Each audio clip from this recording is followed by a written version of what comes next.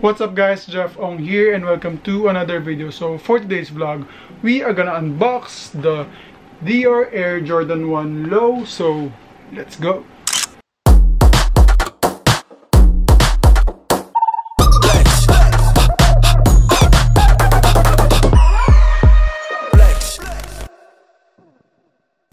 And before we start this vlog, I just want to give a shout out to Caviar PH for this. They just released their newest collection, which is the Silver Club. So this is the 18 inches and this is the 20 inches. So check it out at Caviar PH. So guys, I'm just gonna make this vlog short and let's head on over to the unboxing of the Dior Air Jordan 1 because ayun nga, hindi pa rin ako mapaniwala na we will be unboxing an Air Jordan 1 Low na Dior on this channel.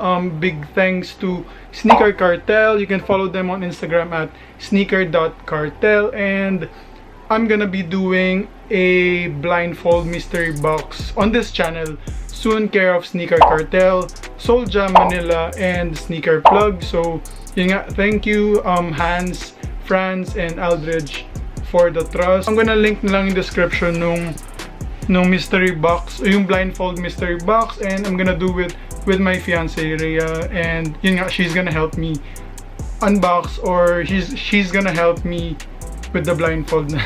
Follow Sneaker Cartel on Instagram. It's at sneaker.cartel. So that's SNKR.cartel.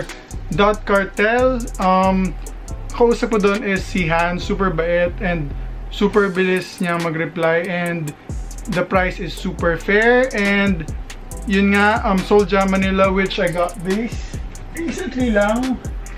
I think mag-release ako ng vlog soon about that, but I got this from Soulja Manila kay Aldridge. And there, let's head on over na to the unboxing of the Air Dior. Actually, sobrang excited ko for this one kasi yun nga, I can't believe na makapag-unbox tayo ng ganito on my channel or on this channel, and I can't believe na mawakan ko siya in person. And this one is the low version, but ako kung papiliin ako kung high or low, dun ako sa high, pero yun nga, angal pa ba tayo? Eh, nandito na nga yung low version niya, which is same quality pa rin daw as based sa mga reviews. So let's start with the box. Let's start with the paper bag. As you can see, the paper bag is not your typical paper bag. It is super, yung quality niya, it is super premium. Para siyang felt like material with the silver logo of the Air Dior. And let's head on over to the box. Ooh. So there, ito na. So box pa lang, it's super premium na. If you're gonna buy a pair, syempre na Dior collab, the SRP of this is I think around 120 to 130,000 pesos, but even if you have the budget, ano siya, I think super limited lang yung pairs, kaya it's super worth it pag nakakap kayo. Super limited lang yung pairs, and I think pinaraffle nila to sa mga Dior stores, kaya super limited lang. And the SRP of this, the resale price of this, or the value of this right now goes for up to 400,000 to 500,000. I think mas mahal yung high syempre kasi it's the high OG. And let's start with the box. So it's navy blue. I think ito yung signature color ng Dior. So yun, this is a navy blue box na super clean, super premium. Then we have the Air Dior logo at the top or at the front, and on the right side we can see the details right here. And we can see that it is hindi naka-indicate, hindi nakasulat yung like when we say yung mga details, diba? Like yung mga gantong boxes, nandun yung mga parang Chicago low, ganyan. Dito wala, it's just codes, and it says here 160 beige white, then yung size, which is 44.5. Then that's it, pretty much it's clean on the other side. And let's pop up the box. So let's open the box na. Wait. So let's open the box. So here we can see tissue paper with Dior text all over it. Ayan, it's kind of subtle lang. So, it's minimal, it's clean. Yung tissue paper, it's super clean. Then, on the inside, we can see the receipt from Dior. Then, the first one that we can see is duffel bags. Oh, sorry. The first one you can see is dust bags. So, we have 2 dust bags for each pair. So, for each shoes.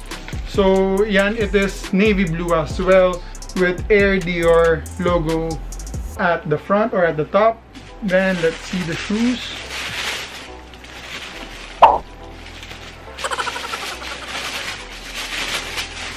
So guys, I mean, first impression pa lang on the shoes. I mean, when they launched this kasi parang, sabi ko parang, ano ba yan? Parang sobrang overpriced naman niya for a shoe. Parang hindi ako bibili niyan. I mean, kahit ngayon naman hindi ako bibili kasi medyo mahal pa rin siya. Pero if you're a collector or if you're a shoe enthusiast or, yun nga, if you're a shoe collector then, and if you have the budget, I would recommend talaga for you to get this kasi, I mean, it's handmade from, I think, if I'm not mistaken or if I'm not wrong, this is handmade from Milan. I mean, handcrafted talaga siya. So, yun nga, limited yung pairs kaya the quality is super good talaga. And here is the shoes.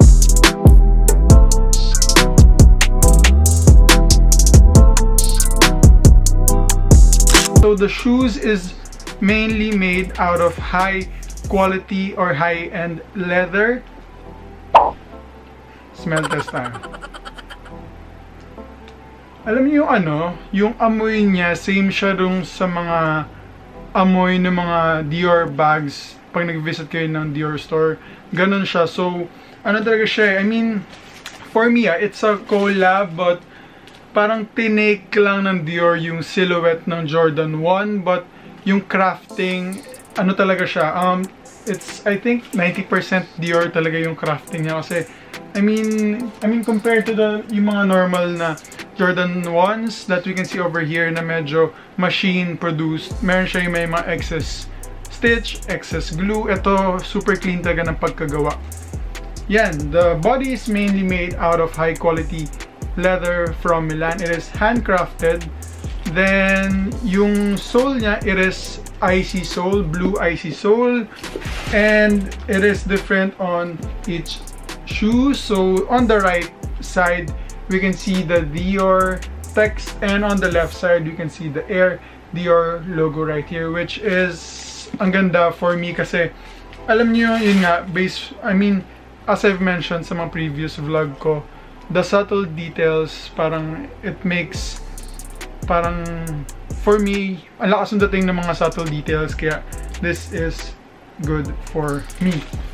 And heading on over to the lateral side of the shoe, ito yung parang pinaka-iconic sa kanya, yung swoosh, which has the Dior monogram, yung original or yung OG Dior logo, which is I think the blue and beige, parang ganun yung Dior, yung sa mga bags, ganyan siya.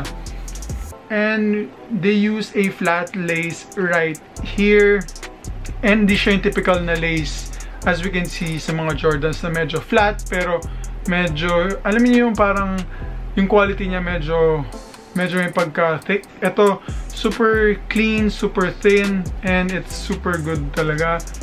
Then, I think the tongue part has, ito parang ngayon ko lang siya napansin when I look at it closely. The tongue part has the Dior monogram as well. Ayan, right here. It has the Dior monogram. And heading on over to the tongue part nga, we can see the Dior Air right here. Then let's head on over to the heel part or the back part of the shoe. Ito, we can see this, the Air Dior logo, which is, I think this is special because based from my review, ano to parang hand stamp siya. So they have yung parang stamp, tapos, I mean, they have yung parang mold, tapos parang in-stick nila siya dun sa shoes. Kaya super premium na gawa niya, and it has that parang 3D effect if you hold it. And let's see pa kung ano yung nasa box. Yun. Inside the box we can see extra insole. So I think if you wanna change the insoles to this, you have the freedom to do it. So it has the Dior monogram, but I think for me, I'm gonna choose this one, yung original na midsole niya, because it has the Jumpman logo on the right side, and it has the Dior logo on the left side. Ano pa bang nandito sa box?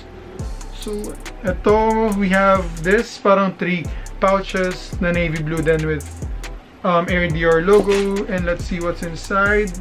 So may mga, I think this is parang keychain na Jumpman logo there.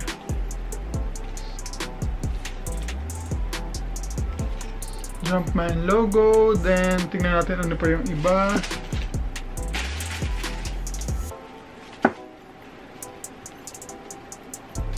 Then this one naman is the Air Dior logo keychain. There. Then for the last one, I think this is extra laces. Oh nga, tama. These are extra laces for the shoes or for the pair. I think this is cream. So if ever I have one like this, I'm gonna use this, yung cream, kasi for me, yung shoelaces na cream or yung mga light shoelaces, mas may appeal siya for me. That's my opinion lang. And that's it for this vlog. Syempre, out of 10, ang rate ko dito is 9.8 out of 10, because yun nga, if you're gonna ask me what to choose, if the low or the high, I'm gonna go with the high kasi it is the OG one. But syempre, yun nga, as I mentioned earlier, if you have the budget to cop this, go get it kasi it's one of a kind and super limited lang talaga yung collection niya. And plus, ngayon ko lang napansin, every pair pala has a number inside.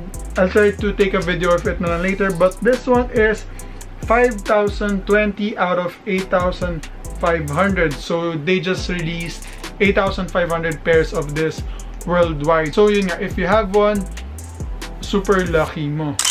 And that's it. Hope you guys enjoyed this short unboxing, and please stay tuned for my mystery unboxing with my fiance, or mystery box unboxing with my fiance. We are gonna do a blindfold mystery box unboxing para maiba lang, and I'm gonna link it in the description box below, but mauna ko tayong upload, so hintayin nyo na lang yung link on the description box. And again, thanks hands of Sneaker Cartel. You can follow them on Instagram at snkr.cartel, that's sneaker.cartel on Instagram. And that's it. Don't forget to like, comment, and subscribe. See you in the next one. Bye.